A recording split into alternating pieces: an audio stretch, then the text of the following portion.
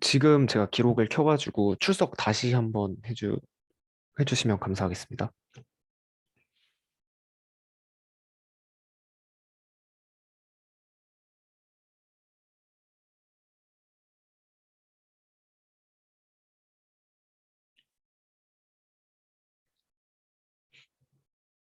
출석 딱 6시 2분까지만 받고 바로 수업 시작할게요.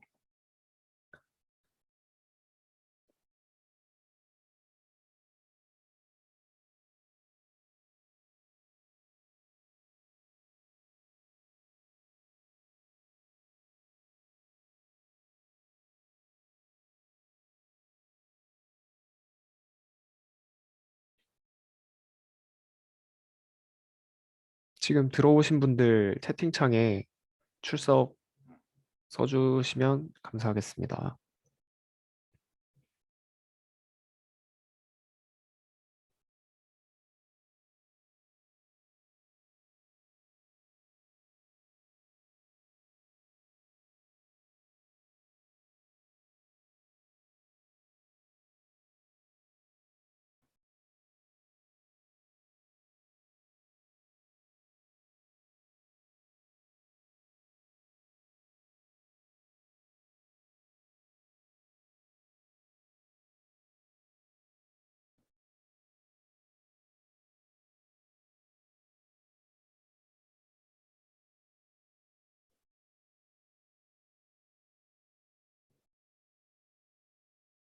네, 6시 2분 됐으니까 바로 수업 시작할게요.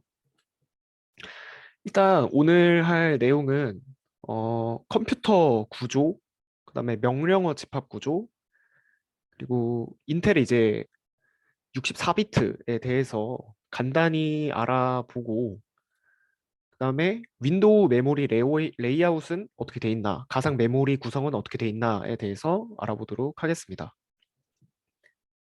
일단은 이 리버스 엔지니어링을 공부하는 시점에서 이 컴퓨터 구조나 이 64비트 이런 게 왜 중요하냐면 어, 컴퓨터 구조에 따라 컴퓨터에 대해서 돌릴 수 있는 프로그래밍이 다 다르거든요.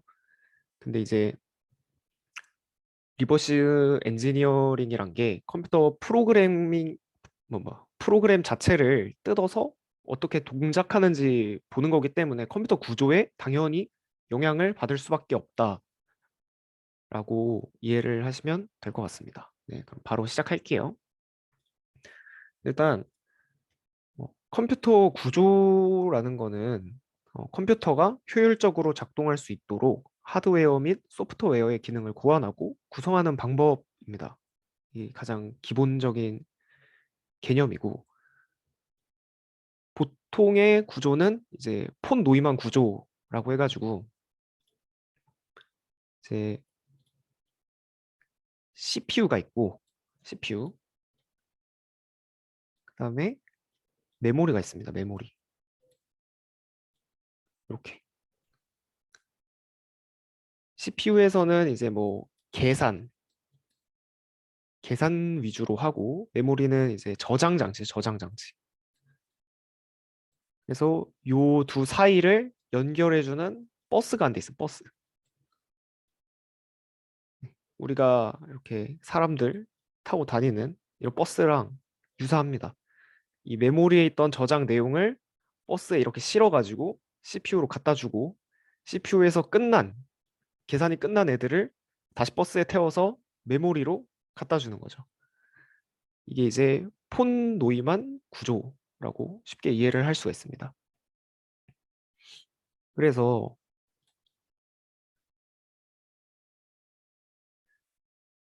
이 구조를 폰 노이만 구조라고 하는데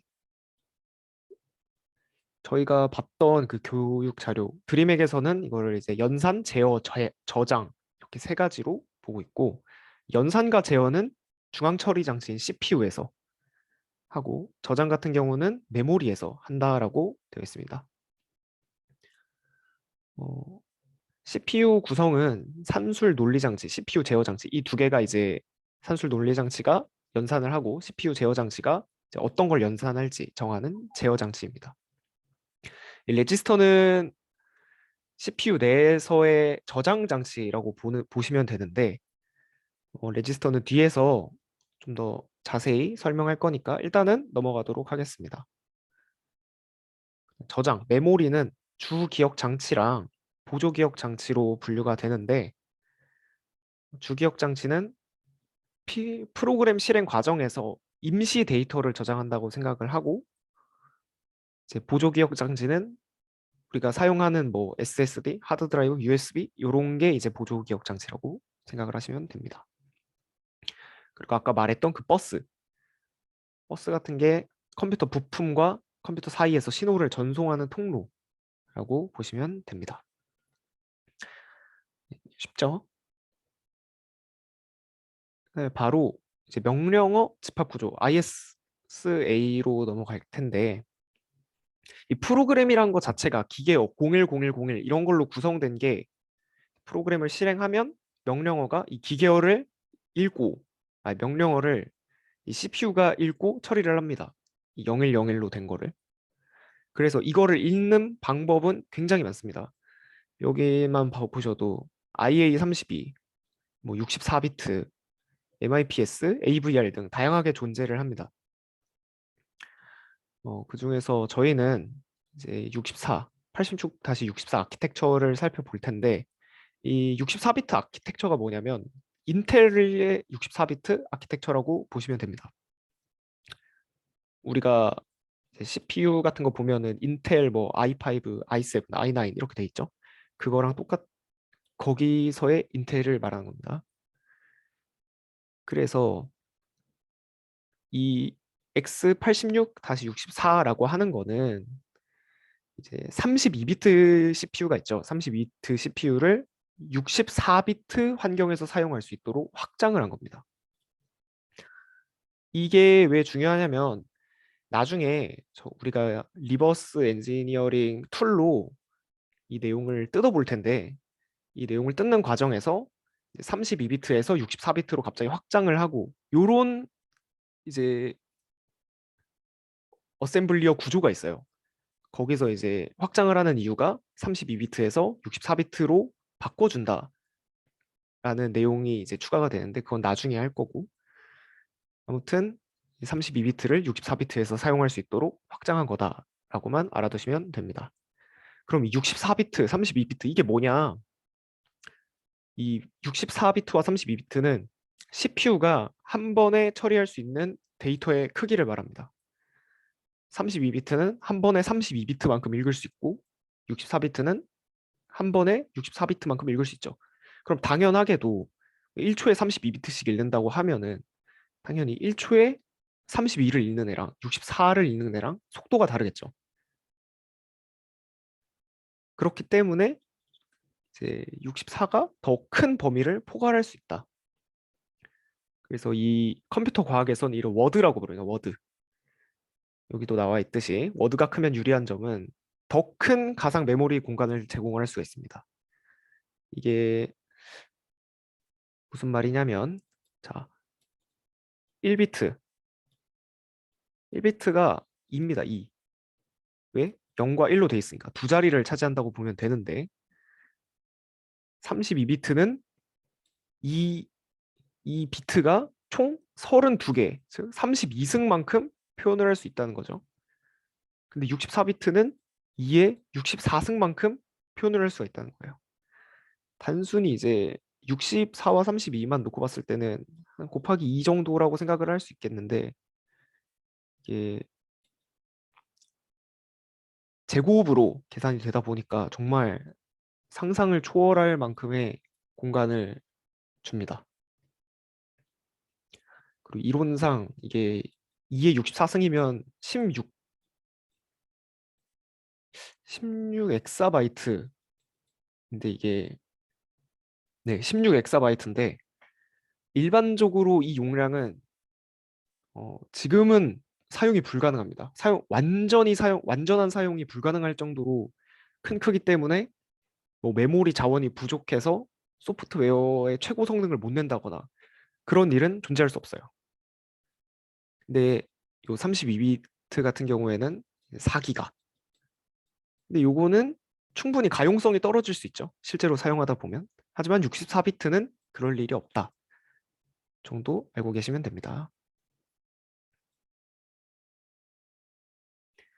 자, 그래서 다음을 보면은 범용 레지스터에 대한 내용인데, 아까 전에 레지스터가 CPU에서 사용하는 임시 저장 장치라고 말씀을 드렸어요. 어, 임시 저장 장치입니다. 얘가 무슨 일을 하냐면 이 CPU에서 계산을 하는데 단순히 무작위 숫자 뭐 메모리에서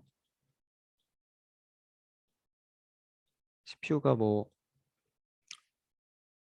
우리가 사용자가 2 더하기 5 계산해줘 뭐 이런 식으로 명령을 보냅니다. 그러면은 여기 메모리에 일단 담기겠죠. 2랑 플러스랑 5랑 이렇게 메모리에 한 층씩 담기게 되겠죠. 그러면은 이 CPU는 메모리가 뭘 먼저 갖다 줄지 모르니까 뭐 5 플러스 2 이렇게 갖다 줄 수도 있고 5, 2 플러스 뭐 이렇게 갖다 줄 수도 있잖아요. 근데 이렇게 갖다 주면 뭘 계산하라는 건지 모르는 거니까 그 각각 할 수 있는 역할을 맡은 그런 저장 장치를 하나씩 두는 겁니다. 그걸 이제 RBX, RAX, RBX, RCX, RDX 그다음에 뭐 쭉쭉쭉쭉 이렇게 많이 나와 있는데 각자 하는 일이 있어요. 각자 하는 일이 있습니다. 이 2 더하기 5라는 거를 우리가 계산을 하면은 7이라는 답을 이 CPU에서는 내야 된단 말이죠. 그래서 각자 하는 일이 있는데 RAX부터 천천히 보면은 이거 지우고 일단 자 RAX 같은 경우에는 함수의 반환값을 줍니다. 그러니까 리턴되는 값을 주는 거죠. 그럼 RAX에는 결과적으로 7이 담길 거고 자 RCX 반복문의 반복 횟수, 각종 연산의 시행 횟수 뭐 이런 거니까 RCX 계산 한 번만 하면 되죠. 뭐 1이 담길 겁니다. 한 번만 하라는 뜻이니까.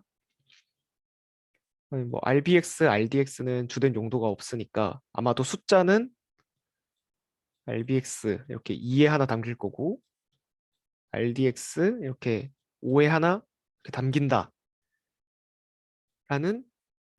이제 예시지만 뭐 이런 식으로 담긴다라고 알아두시면 됩니다. 중요한 거는 어떤 값이 담긴다 이런 게 아니라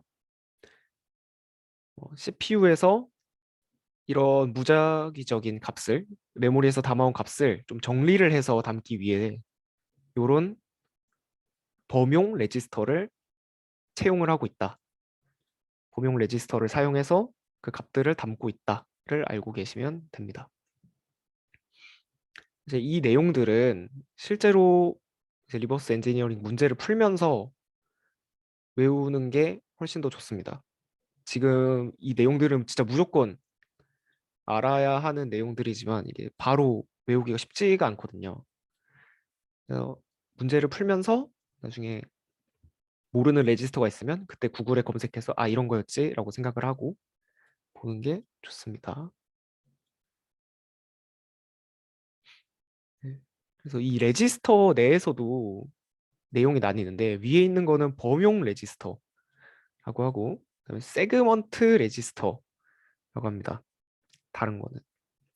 그래서 뭐 CS, SS, DS, ES, FS, GS 이렇게 총 6가지의 세그먼트 레지스터가 존재하고 16비트를 가지고 있죠. 자, 그중에서 이제 CS, DS, SS 레지스터는 코드 영역이랑 데이터, 그다음에 스택 메모리 영역을 가리킵니다. 우리가 이따가 메모리 가용성에서 배울 거지만 자, 코드 영역, 데이터 영역.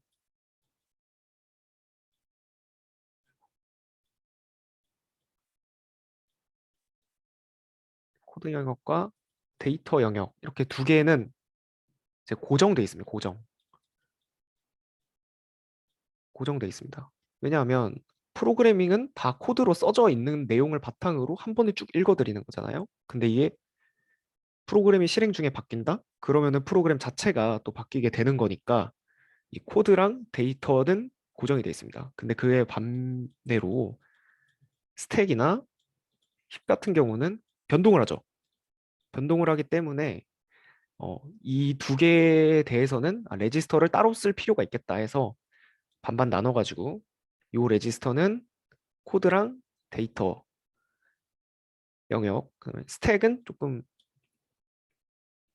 예외적으로 코드에 거의 포함되는 코드에서 나오는 영역이기 때문에 이렇게 쓰고 나머지는 이제 좀 범용적으로 쓴다. 범용적으로 뭐 인터랩트라든가 그런 거 신경을 쓸 때 사용이 되게 되죠. 자, 그 다음에 플래그 레지스터입니다. 플래그 레지스터는 4개밖에 없어요.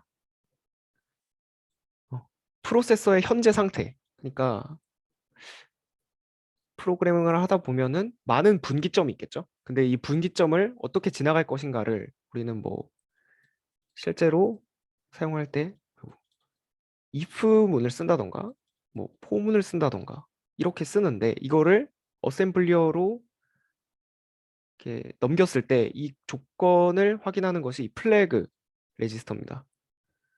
그래서 CF 캐리 플래그 부호 없는 수의 연산 결과가 비트를 넘은 경우. 자, 요거는 왜 쓰냐? 만약에 이제 16비트짜리 두 개를 해요. 16비트짜리 이 두 개를 더했더니 하나가 이제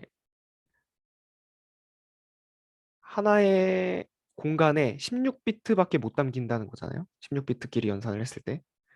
자, 그렇게 되면은 이 16비트랑 16비트가 더했을 때 똑같이 16비트가 나올 수도 있지만 둘 다 최대값으로 더해버리면 17비트가 나올 수도 있거든요.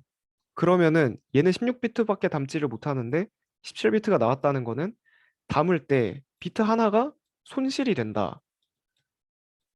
1비트가 손실이 된다. 이 말은 데이터가 완전하지 못하다. 무결성이 아니다. 무결성을 가지지 않는다. 라는 거니까 이거를 또 컴퓨터한테 알려줘야 되잖아요. 그래서 이 비트의 수를 넘었을 때 캐리 플래그를 사용해서 1이면은 비트를 넘었고 0이면 넘지 않았고를 판단을 합니다. 그다음에 제로 플래그는 연산 결과가 0일 경우 연산 결과가 0일 경우 제로 플래그를 사용하고 사인 플래그는 연산 결과가 음수일 때 사용되고 오버플로우 플래그는 이제 부호 있는 수의 연산 결과가 비트를 넘었을 경우 설정이 됩니다. 아까 캐리 플래그는 부호 없는 수, 오버플로우 플래그는 부호 있는 수. 네, 이렇게 알아두시면 됩니다. 자, 이제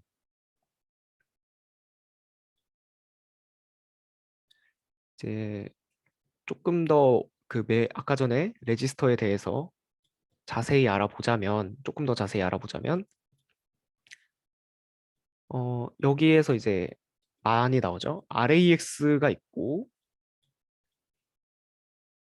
EAX가 있고 그다음에 AX가 있고 AH, AL 이렇게 총 5개가 보이죠. 첫 줄만 봤을 때. 그죠? 자, 이게 무슨 뜻이냐면 우리가 64비트, 32비트를 아까 배웠잖아요. 자, 64비트에서는 RAX를 채용을 합니다. RAX 길이가 이렇게 64비트가 있어요. 근데 3 절반 딱 잘라서 여기 32비트라고 했을 때 여기 뒤에 있는 32비트를 EAX라고 합니다.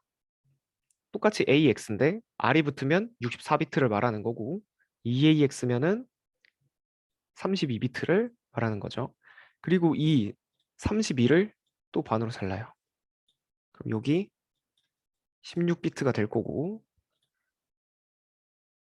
이 16비트는 AX가 됩니다. 뒤에 있는 뒤에 부분에 16비트. 그리고 이 16비트도 반으로 자릅니다. 그럼 앞에 8비트, 뒤에 8비트 이렇게 있을 텐데 앞에 8비트가 AH고 뒤에 8비트가 AL이 되겠죠? 네. 이런 내용입니다. RAX, EAX, 뭐 AX, AH, AL 이게 다 다른 게 아니라 하나의 레지스터인데 가지고 있는 비트에 따라서 달라지는 거죠. 이름이 달라지는 거죠. 자, 그러면 우리가 RAX에 1, 2, 3, 4, 5, 6, 7, 8 이렇게 총 64비트를 다 담았다고 생각을 합시다. 자, 근데 여기서 이 아래 EAX를 4321로 바꾸세요 라고 명령을 내립니다. 그 다음에 RAX는 뭘까요? 라고 물어본다면 우리는 1, 2, 3, 4, 4, 3, 2, 1이라고 말을 하는 거예요. 자, 이거를 설명을 드리자면 RAX가 64비트고 EAX가 32비트인데 똑같은 AX 내에서의 이 RAX의 뒤에 32비트를 EAX라고 했으니까 이 뒤에 5, 6, 7, 8 부분을 4, 3, 2, 1로 바꾸세요라고 하는 거. 그래서 결과적으로 RAX는 이렇게 뒷부분에 32비트만 바뀌게 된다라는 거죠.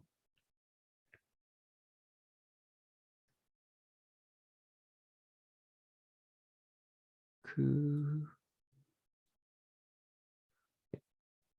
그래서 레지스터는 여기까지고 윈도우 메모리 레이아웃을 보면은 어, 그림으로 그리게 되면 메모리가 이렇게 있습니다. 자, 텍스트 부분 있고 데이터 부분이 이렇게 있죠. 자, 텍스트 부분에는 P 코드가 있고 그 데이터 섹션에는 이 P가 실행 중에 참조하는 데이터가 존재를 합니다. 이게 무슨 말인지 밑에서 보면은 텍스트 같은 경우에는 실행 가능한 기계 코드, 그러니까 우리 뭐 int main, 뭐 int 다른 함수 이런 내용들이 들어가 있는 거고 이 코드는 동작하고 읽기 권한하고 쓰기 권한이 부여가 됩니다. 근데 이제 쓰기 권한이 있으면 공격자가 악의적 코드 삽입이 쉬워서 세그먼트의 쓰기 권한을 제거하고 있죠. 제거하는 경우가 좀 많습니다. 데이터 같은 경우에는 이 코드 부분, 이 텍스트 부분을 컴파일 했을 때 전역 변수들이 위치를 합니다. 그래서 이 CPU가 본 데이터 부분을 한번 읽고 쓰는 권한을 줘야 하는 거죠. R 데이터 같은 경우에는 컴파일할 시점에 값이 정해진 전역 상수랑 이제 외부 함수들이 정보가 저장이 된다라고 보시면 됩니다. 그래서 이렇게 R 데이트 이렇게 있고, 자, 그다음에 이 세 부분을 섹션이라고 하고 이 다음을 메모리 부분이라고 합니다. 자, 메모리 부분은 아까 전에 말씀드렸던 고정되는 부분하고 변동되는 부분 이렇게 두 가지로 나뉘는데 고정되는 부분은 그렇게 중요하진 않고 변동되는 부분 여기가 이제 스택과 힙 이 두 부분이 변동이 된다라고 생각을 하면 됩니다. 네, 오늘 수업은 여기까지 하도록 하고 혹시 질문 있으실까요?